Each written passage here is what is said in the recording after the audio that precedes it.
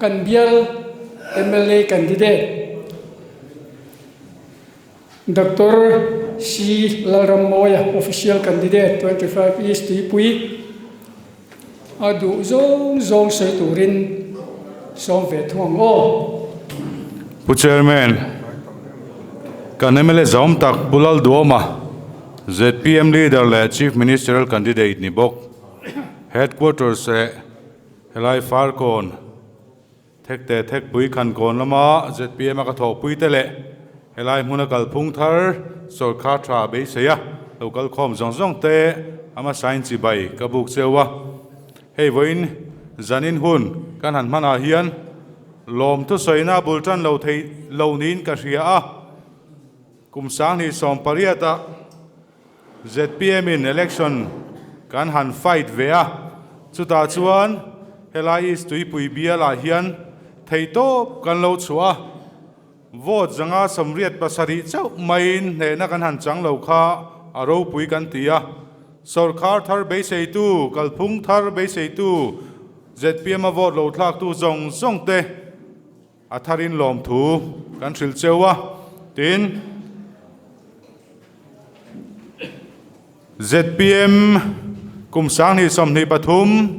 kumin kum to pin than puya sarkar be sei tu ZPM sut pui von thar tu te zong po lom thu ka thil chewa indu sakna chibai ka buk cheu ni hey kan chief ministerial candidate pulal duoman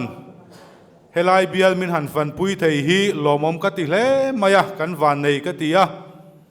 ahun chep zia chu keini pon kan thria thiam pui ani thole ni khan manipur ram buai awangin aizola kongzo mup na khan atel vea te chuan kha program an man zo ve le khan is tui pui lampanin aron tlan chho wang ani te chuan khuang lenga zanda som panhi donat aron thlenga te chuan atuk zinga public meeting a thuan soitana ko sang ti hian kan han fangkwal ani a helai is tui pui bialina kan mamo te kan har sata te takin min mu puya heti ang hun min man pui hi lomom kan tia chunga lom thu kan soi tak zet ani ei tuna menef sarkar hun chung hian til thleng poi ka ti em mai chu mi puin du takan thlan tlin kan ram le ZPM tanarinom takarong bol turan thlan tlin kan VUC ma a pathian ming chala ZPM le kan ram tana MLA lo ni poa rinom takathok tura intiam pulal do ma chu a ZPM lutuk tin kan MLA ten anan heka paithak an ni kha kan political history a nore theilo tura om reng to mai tur hi poi ka ti tak zet ani kha MLA ani na tanga paithak kha pathian du dan pathian ro rel chuni sela pudo mahi zoram politics sahian are bo mien karing kan ruling MLA ten phum bawantum pulal do makha pathianin mipui abial mipui te mangin zoram mipui te mangin akhai chuak le ta a ti chuan kan ram siam thaturin tuna hian din mun sang taka ading me kani asiam na tur hian pathianin na thok nin ke chuan ka hria a hey hunan kal zela lunglei municipal council in thanate zema bok in thanate he na sang takkan han chang chho zel mai hi amak katia ke ngei po lungleya kan hi wa cham chilin theito pin kan va campaign kan ho tu te rem rot na in chuta chuan result an han puang kha chu mihring theina ni lo zia atakin ka mu ni pathianin mipuya na thoka nena sang takkan changani chu min a tilan chian em chu kan ram siam thatur hian pathian in pudo mai ruat ani ti hi ke chuan ka ring kat ani ti chuan nimin tu ka khuang lenga public meeting kan han neya a coming chu ka soi lo mayang khopa khata kan suai tu ten ron tlai dewa enga te ron tlaya kan tia tlai lo thei lo ani kan emele istui pui emele ipte pui ban na kan kausan upain min lo ti dinga pulal duman paithla kha thil dik ani thein ka thelawa membership fee ka pedona titlatta chuwa chang kan ron tlai pha ni ati ani chu kan politics som ziani tun lai kan politics boruak in lumlet kan han thlira kum thum kalta khan mithiam ten zir chian na an neya chuta chuan ko ranga mi rang an zota tunge tlingai du ber an ti chuan ZPM an ti thina tunge tlingai rin ber an ti chuan MNF an ti thungani ti chuan boruak hunan kal zela ti chuan hei MNF tam top kum an thleng chhota zir chian na han nei le a chuan tunge tlingai du ber an tia ZPM an tia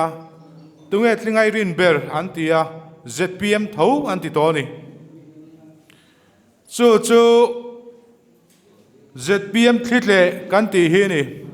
chung zir mithiam zir chiang tu te chuan he tlitle hi voile khata top thut thei ani to lo an tia chu dik lein ka ria kan soita kang khan LMC a kan mua zemobok in thana dur tlang local council in thana kan mua ti chuan kan leader in soyang khan tun la YouTuber ten mun ranga in karki tak in hlat taka mi pui ngai danan la kho ma chuan tunge tlingai rin ber an ti chuan ZPM za som sari za som riat in an ti toni ZPM hian asum le pai zon chuan cheu chuan tu reng ma kan nei lo central a be chan po kan nei lo ma se pathian chakna ringin kan kal ve zela chu pathian in mal som na in min vu ni te pon kan ria ani ti chuan tuna hian ZPM a horun pui a thleng meka hei tun tuma kan hain lom lu zong tuna zasari somruk paruk anita a sangni som pariat kan tlin lo na kha zanga somriat pasari ania kan tlin he to hle in asiat ani bial sang report kan han ngai tha kartin mai hi asang ni borwell hian lom lu thar hi kan nei zi bokani hei hian alan tir chian chu mi puin ZPM a be seina lian tak kan neya ZPM hi mi be dong om khom kan ni lawa be seina nei tu om khom kan ni tia ta lang chiang hle ani ti chuan ACDP an han sem zo phei chuan a hon rum pui tho ni nei thleng do nin kan ria chu kan hak lel to em ani ti kha kan soi duwa tin hey tun ministry a hian helai biala po kan try kan sarkar hi try hey development hi try kan ti thina tha kan ti hi engchen hi nge tha kan ti hi zonal lian tak ani theyo me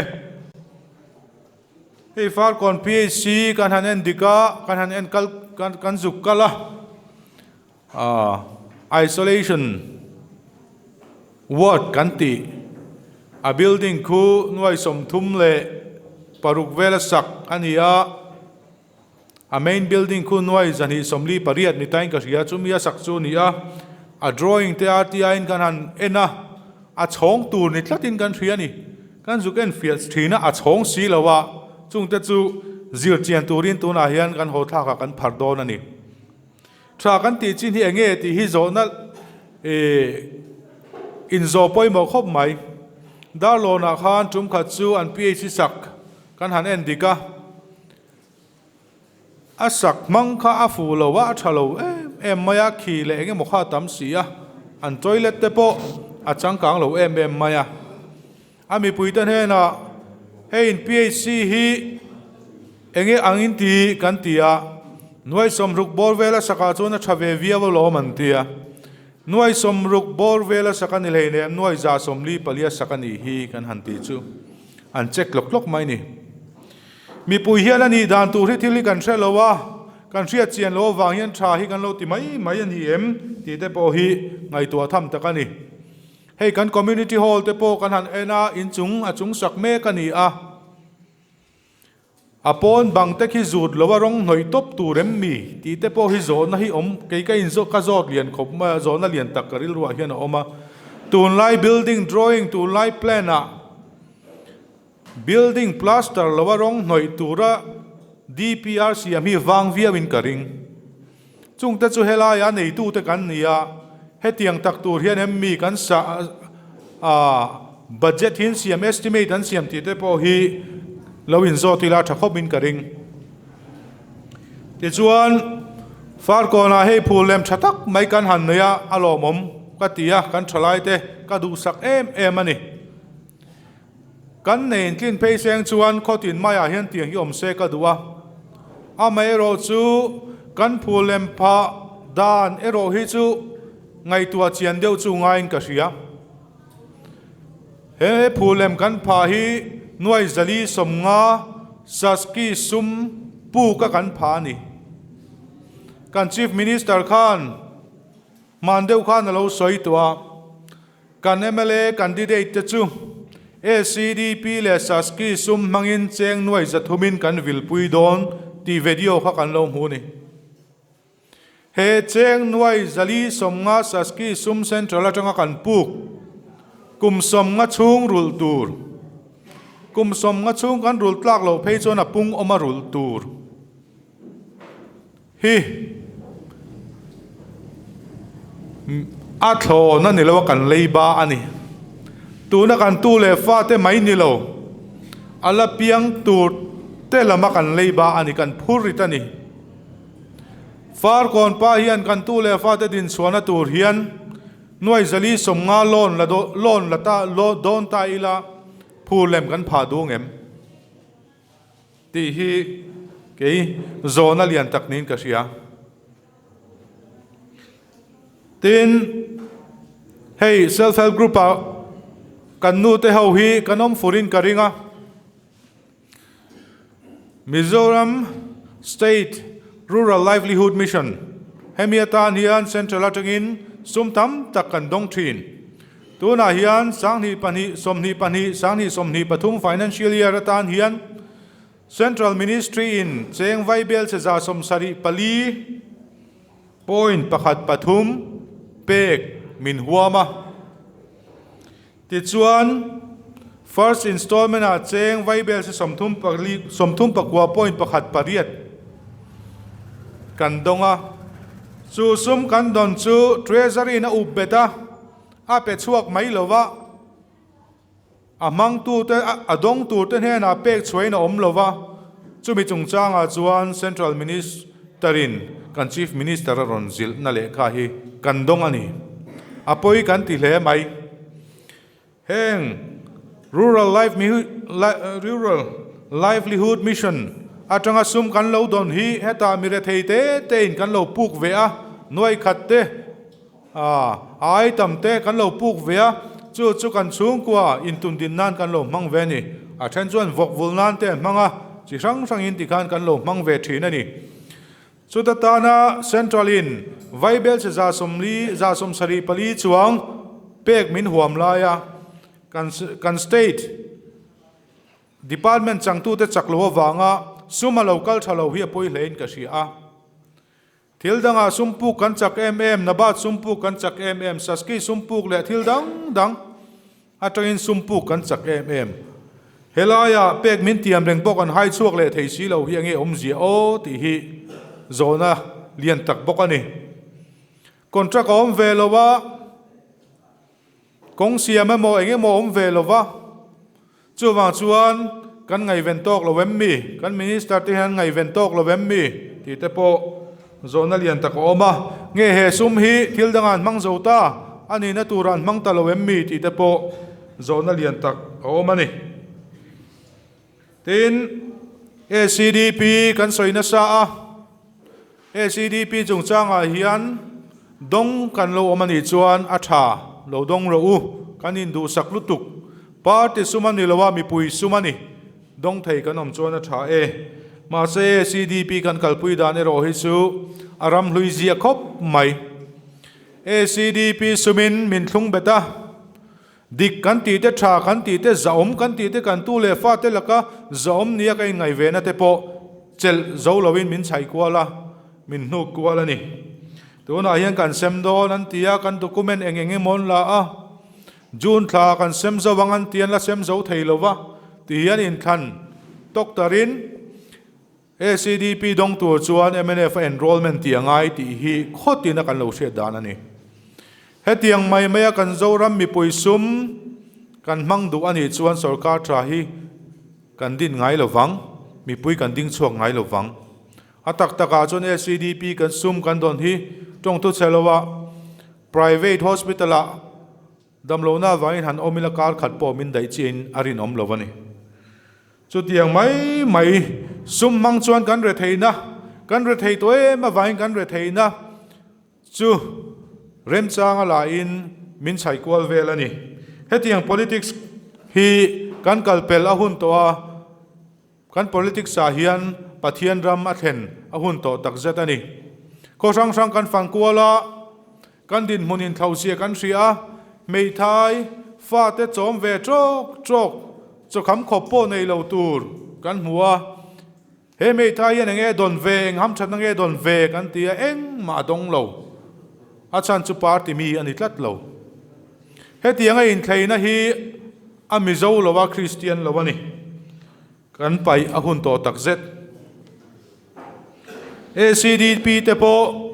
family oriented ACDP an han tia tu na han thar thoa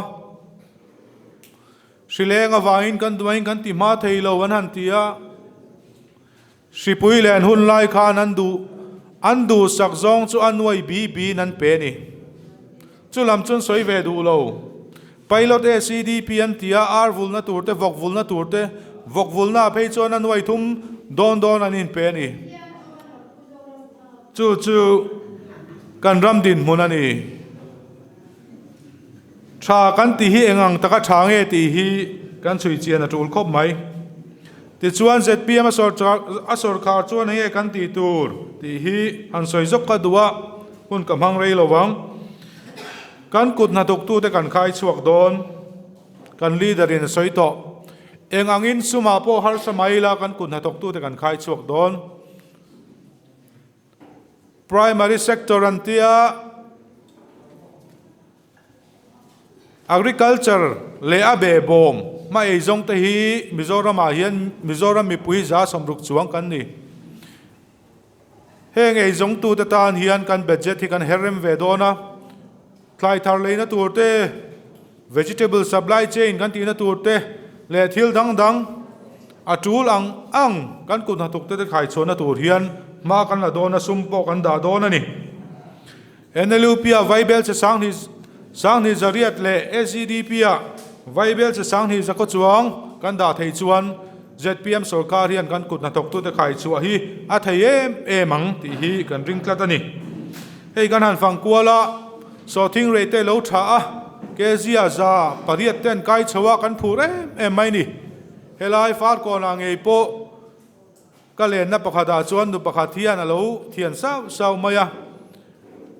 so thing muni nei mi katia nei lo khodanga ato zongin ka kal thi na tia chu tiang khop chuan zoram mi pui hi kan tai ma ni ato zong pon sang ni sang thum kan lo chuak thei ni khata amai ro chu tu na re dan niam thale ta a kezia som thum te ni a chen katin ZPM sarkar ke rangai hleine so thing re te tun sarkar bo pon he tharenga lo man han tia kum sang ni som pariat in khan don po khan so thing re chu thange ye ma se nuwa khan kezia cheng lia thal chang te kan nei ni a chang pe chuan choena po kan en lo kan ria top mai ni kumakum kan ria ni chu ni wang chuan tuna re ron tlaniam le turi lo do le turin ZPM sarkar a pian nge yangai ni kezia cheng li shal le mayanga kezia cheng somin ka shal le mayanga ti ngày tua thầu đẹp đẹp chúng ta lâu thọ tới chỗ xéo mà nè cho ai chọn cái gì sống mà ai thêm là bên cái sal đó nè cần xuống qua cần tính chuộc về đó nè tì xiết nè na lâu thọ tới chỗ nuông mà nè đủ thằng tour cần này đủ thằng cần thiam ero ở chỗ là nè thếch puya cần vakala mun phia cái gì sống hỉ tên anh lâu sala ZPM policy hian mun phia a great niam zok po ke zia somria tin kan le yang kan ti ni ain thau zia chu kan taima ka na kan tho po chuan ZPM sarkar hian ei zon na om don chu kan chop chua tu mani tin thalai president kan yangin kan thalai te din suana tu ri kan ngai poi mo le a hey ka thalai headquarters ka tho pui ten thut lar mur maya anh ấy tên này hiện kan soi hậu nó sẽ thi nè nè, sarkar nai min dai lo tul don, BA pass suak BA si pass suak ke sang tel te meu kum tin an suak, chung chuan nan du ve vek thau, heng hậu tan hian sarkarin namu na, anh ấy zon ve na tura, anh pui fanau chom ve na tura chan pui lo chuan, na kina kan boy na tur, alan ni don, chu wang chuan ZPM sarkar hi apia nangai toa tu nang chuan kumnga dang hi kal le chi ani to lovani tin zirna kan ngai poimo don hei tu na hian higher secondary te kan zukloa kita high school te po kan han tloa zirtir tu het mi lo ten lo ma hei higher secondary a science te po kan han din thara zirtir tu na hian pani an lain dai lovani chung ta chu zirtir tu nei loin an la om top maya tin arts lama po ang het lawan la ni fur leng hala helai in thandon khan MNF lam khan higher secondary khuf provincialized turin min tiama RTI ya kan han zo ta voina a chana ron chuaka far kon le khobung higher secondary school hi provincialized tumna omem ti zona chana chu tôn din muna chuan provincialized tum ani hriat ani lo ti ani hei an tram top nan thatam om to lo chung ta chu kan kalpui dan ani thil hi intiam mai hi kan ti ve tur ani lo wa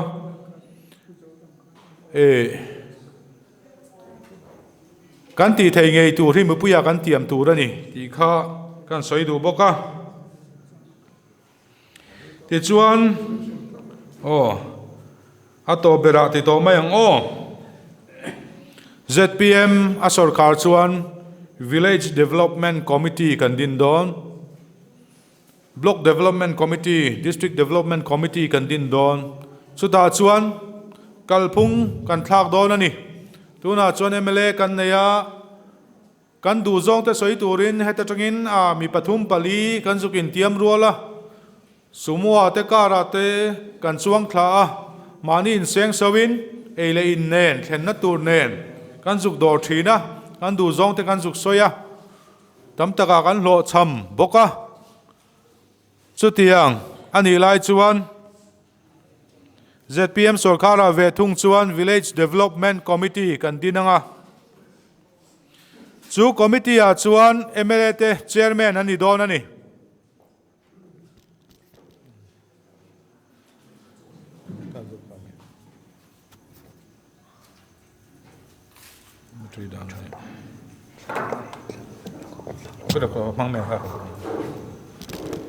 Hello. Afia dai mai. Village Development Committee in Hoya chuan MLA te chairman an ni nga in pan ngai lawin a ron pan don cheu ni. Kan ron pan don cheu ani. Helaya he khuwa hian he khuwa tan a thatur kan mamo kan rel hawang kan soi hawang ZPM in a soi don lo par titin ayo kan telang khotlang swai tu te ayo kan telang ti chuan he khotlang ina mamo kan soi ho don ani khoi laya mo lang sa lo laya akil khor laya sum siam na na thil lo siam ve rek rek ang kha om ve don lo kan khokok kan khomamo kan rel ho don ani chutiang chuan kan kalpui dona helai hi MLA office turani khotin hi aizola kan tom rem don lo helai hi takin kanon filanga helai hian kan om don ani ti kha soi duwa thil soi tur tam takom kan soi vek seng lo ato bera chuan kum sang ni som ni pathumin than puilo om tura hian keisi lal ramoi tan hian vote thak turin ka ngen lo chewa kan chief ministerial candidate pulal duamatan vote thak turin kan ngen lo chewa nang mani len tu le fa te din chona turin vote thak turin kan ngen jok chewani chutiang sarkar kan siam theina tur chuan ZPM a vote lo thak theu turin kan ngen tak meu chewani kalome